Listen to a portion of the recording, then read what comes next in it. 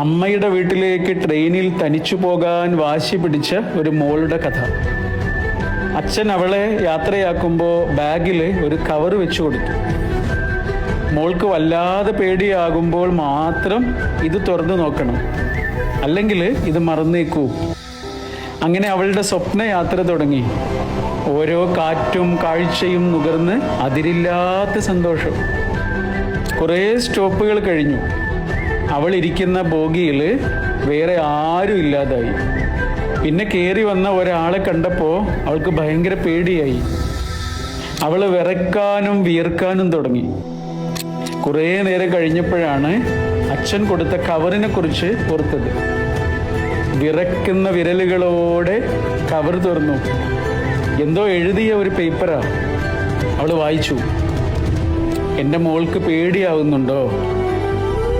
പേടിക്കണ്ട, തൊട്ടു പിറകിലെ ബോഗിയിൽ അച്ഛനുണ്ട്.